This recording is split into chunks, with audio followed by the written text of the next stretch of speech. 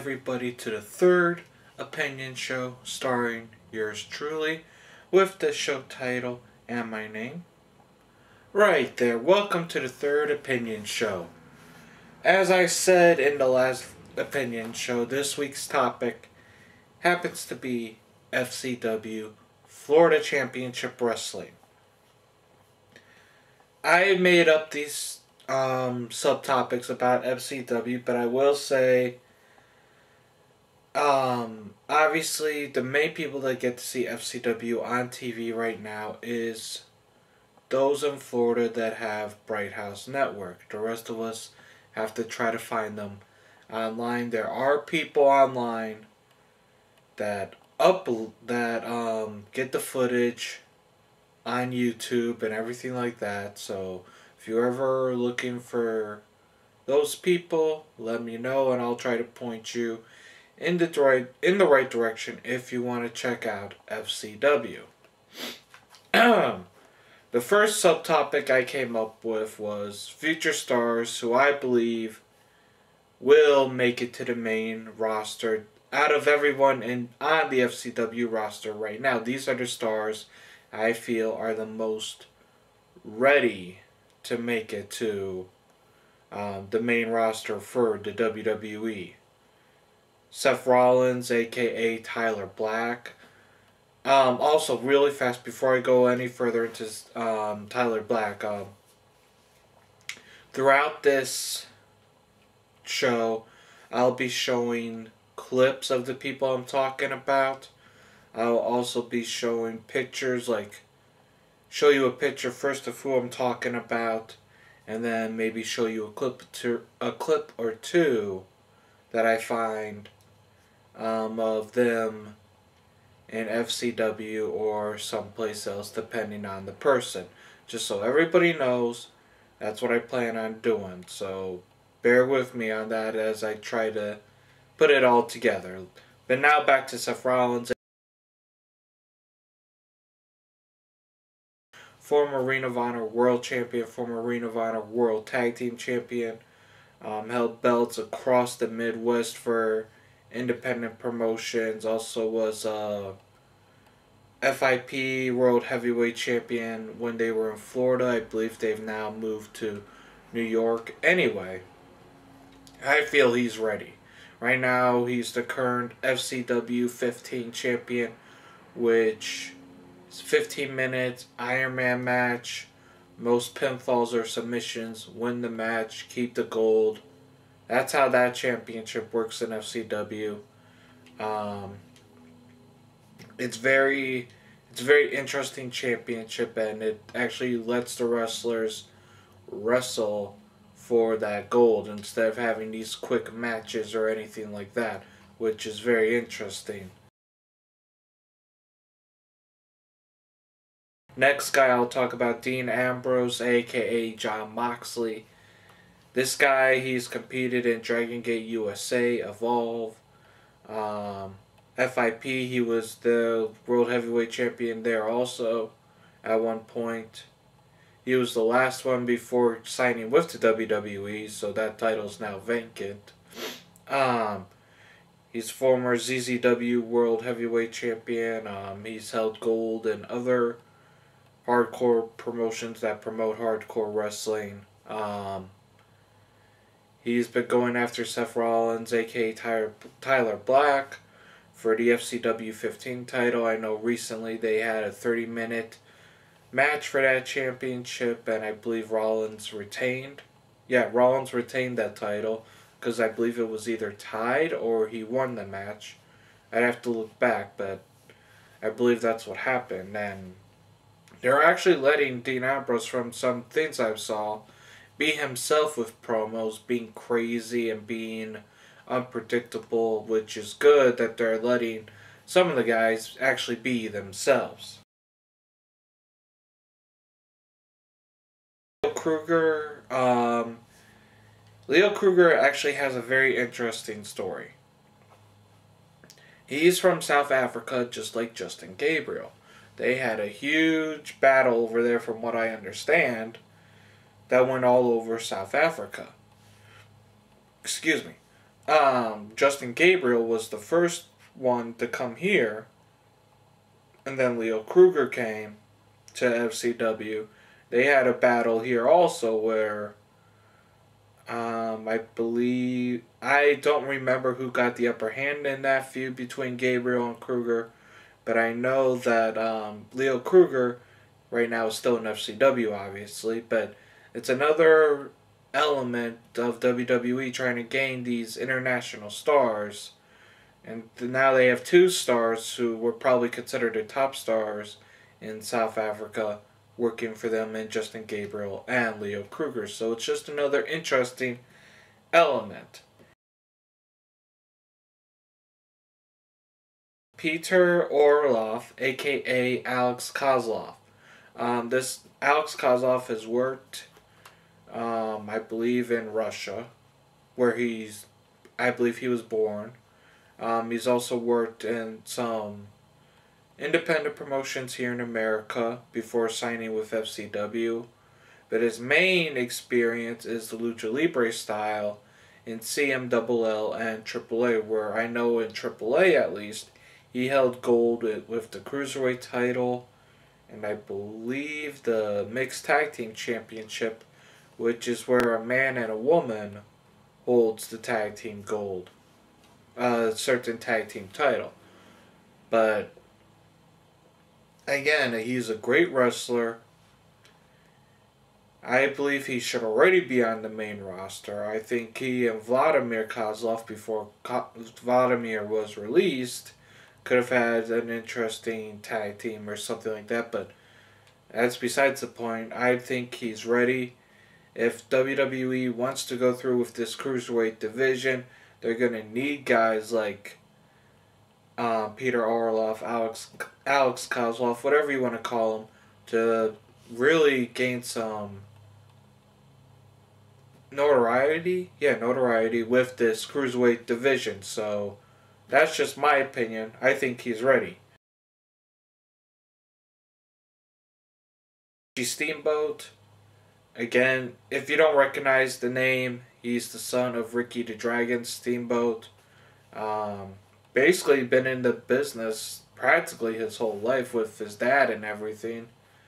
I know before he signed with the WWE, his dad had him go to these different places like the Carolinas, St. Louis, Pro Wrestling Noah, in Puerto Rico, to gain experience before coming to the WWE eventually, which everyone knew he was going to head to the WWE. But his dad made a smart decision sending him to these different places so he wouldn't have to worry about that, and thankfully he did. I mean, Richie's a former FCW Tag Team Champion with Seth Rollins, aka Tyler Black, and he's been in this feud with a guy named Brad Maddox for a little bit on FCW, and Richie's just a great talent. Another person that could be great in a Cruiserweight division, who could eventually move up to the Intercontinental United States titles divisions. Maybe even, like his dad, be a world champion someday. The people I've named, I think, could be Intercontinental United States, if the Cruiserweight title is truly coming back, Cruiserweight champion, or for some cases, like Richie Steamboat, World Heavyweight Champion. Now, that's just my opinion. I could be wrong. These guys, they might not get any championships on the main roster for all I know. They could even be a tag champion for some of these guys. But I truly think these guys are ready for the main roster that I'm listing, which I have a couple more. Xavier Woods. For people that don't recognize that name, he was known as Consequences Creed in TNA. He's also competed in independent promotions here in America. I think he could be really good. Especially, I'm sorry. One of his former tag team partners, R-Truth, right now, is on the main roster. So maybe they could pair those two up if his partnership with R-Truth and The Miz don't work out, reform that tag team. Maybe put JTG and Darren Young with them. Kind of form this stable of people who think that WWE are holding them down. Present day NOD in a way. But maybe that could work, maybe not. I'm not sure. But I think Xavier Woods could be a great addition to the main roster in the WWE. Tito Colon.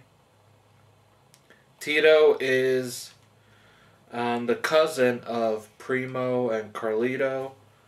He obviously has some experience in Puerto Rico. He's a multiple-time Puerto Rican champion for his uncle's promotion in Puerto Rico, and I believe he also has some American experience besides FCW. So there's another great talent. If you put him and Primo together as a tag team, that adds another tag team to the WWE's tag team division, which they're trying to revamp from what people have said. So again, WWE, please bring up some of these guys. Next I'm gonna, also I had Bo Rotundo and Husky Harris. They're brothers. But right now I'll get into why I'm not fully listing out their credentials. Bo was recently had to vacate the FCW Heavyweight Championship due to a lacerated kidney. From what I've read, I wish Bo a speedy recovery. Hopefully he gets back to the main roster, because they were planning on calling him up. I don't know if they were going to call him up with his brother. But they were planning on calling Bo up, but with the lacerated kidney, all we can do is wish him a speedy recovery. So, please, Bo, get well fast and as soon as possible. So the last TV tapings they had, they crowned a new FCW champion in Leo Kruger. Justin Gabriel also held the FCW Heavyweight Championship at one point. So that's another connection between the South Africans right there, in my opinion. The FCW Tag Team Champions are CJ Parker and Donnie Marlowe. CJ Parker, I know, worked for Dreamwave in Illinois.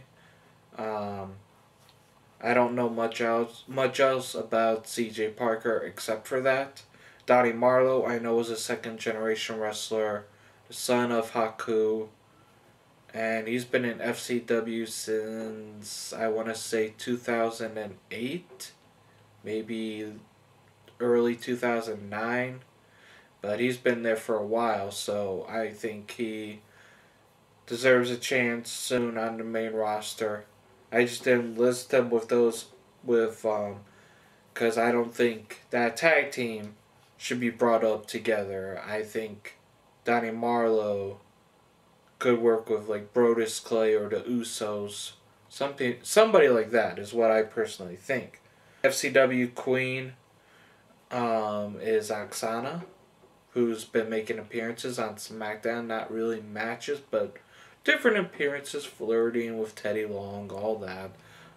She was also the FCW Divas Champion, but she lost that at the last TV tapings to Audrey Marie. I don't know who Audrey Marie really is. All I think I've heard about her is she's from Texas or something like that. I'm going to try to find more information on her, but I can't guarantee that I am. And as I mentioned earlier, the FCW 15 champion is Seth Rollins. Now, there have been some new signings of guys you haven't really seen yet, or even heard about really, from that are headed to FCW or already in FCW. One is James Keenan. He's already there in FCW, going by the name Corey Graves. he has a lot of independent experience. I believe I don't know exactly who he's friends with. I'll just say that. But I know he's worked Ring of Honor matches before. He's worked WWE Dark matches. He's worked many Northeast independent promotions in the past. So I think this could be a very good signing by the WWE. Getting more guys with more experience is always a good thing in my opinion, instead of these sometimes football players that don't pick it up right away and then they ultimately have to release them.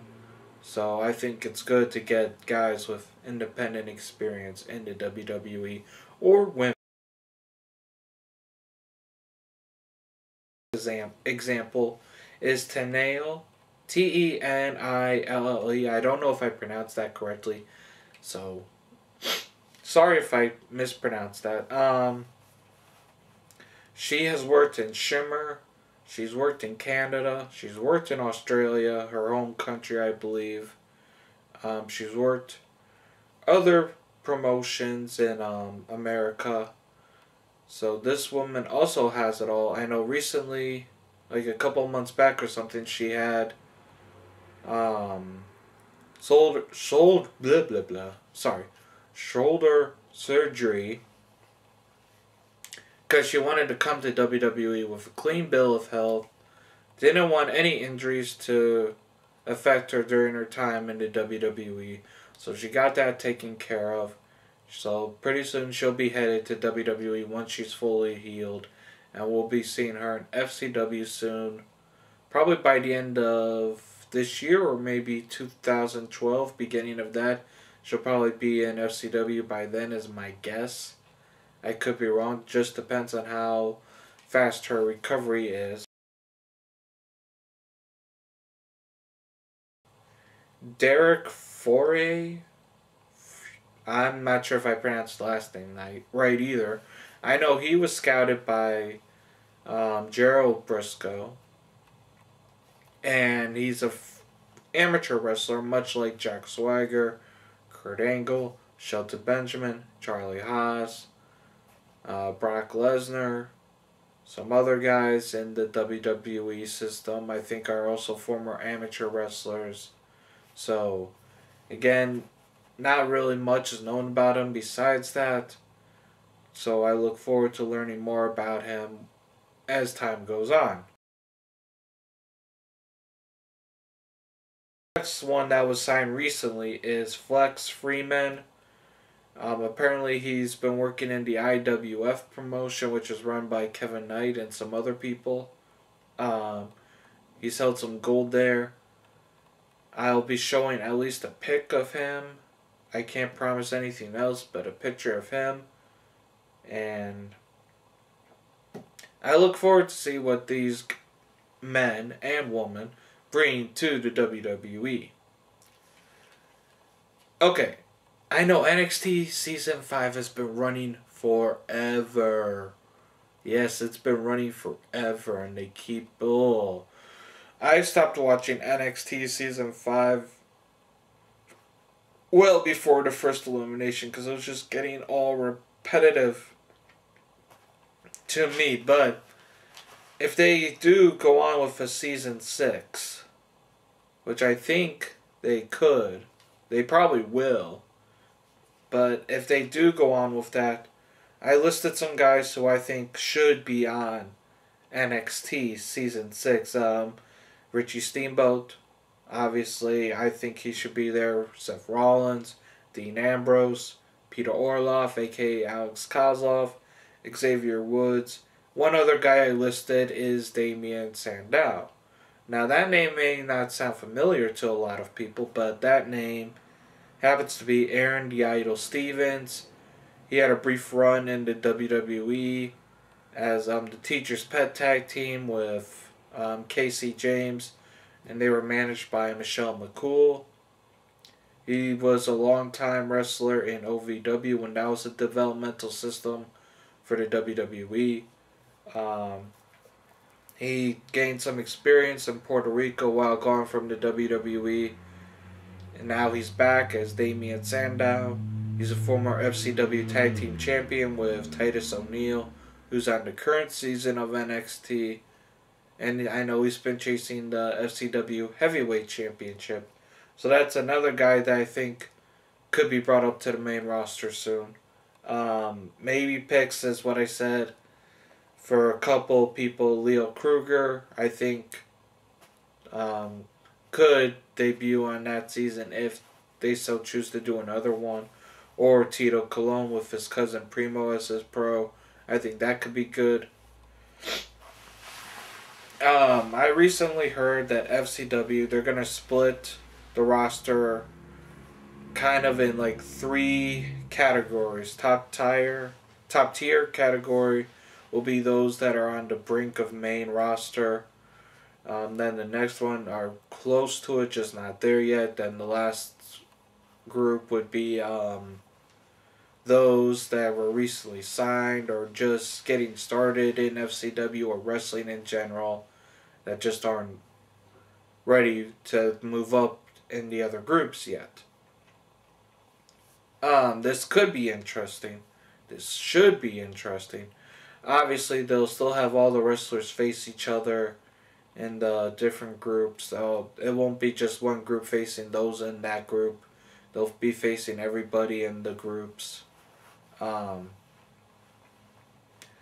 it would be interesting if they did this to see where they rank all these guys and women that are in FCW right now. As some of them, at least for the divas like AJ, Caitlyn, and Maxine, are still considered a part of the FCW roster even though they've been touring with the WWE and getting time on SmackDown or NXT recently. That's just something I read on a website. If you guys want to know what website, I'll tell you, or I'll give you the link if you ask me to, just so you guys can see exactly what I'm talking about. The last topic I came up with myself for is, should there be other places for developmental talent in the WWE system so they get different experiences in different places? Yes. I thought it was great when they had OVW and Deep South Wrestling, or OVW and Memphis Championship Wrestling. OVW, or I think they also had some time in Heartland Wrestling Association and IWA in Puerto Rico. I think it's good when you have more than one place for these talents to go so they can work these different styles and learn how to work different crowds so that when they're on the main rosters for the WWE, they can work the crowds a lot better on the main roster. I think that would be very, very good for them. Unfortunately, right now, they only have one place, and that is FCW. So they're working with the same crowd over and over. And yeah, they get over in Florida, but they may not get over with the rest of the WWE universe, as they say, when they get to the main roster. Some of them, yes, they got over very well with the main roster. Some of the guys that debuted from FCW, no, they did not. And it's very obvious when they do or don't get over. And that's just because they don't have these different crowds to work with like the guys on the main roster do every single night that they work. So I really believe WWE could set up a place with Lance Storm in Canada if they so choose. I know sometimes they talk about that with Lance Storm, and I think that could be good for them. Or heck, set up another territory with Booker T's school in Houston. He's got a school in Houston. I'm sure he would like to be considered for a WWE developmental territory. And I know they've signed at least one guy.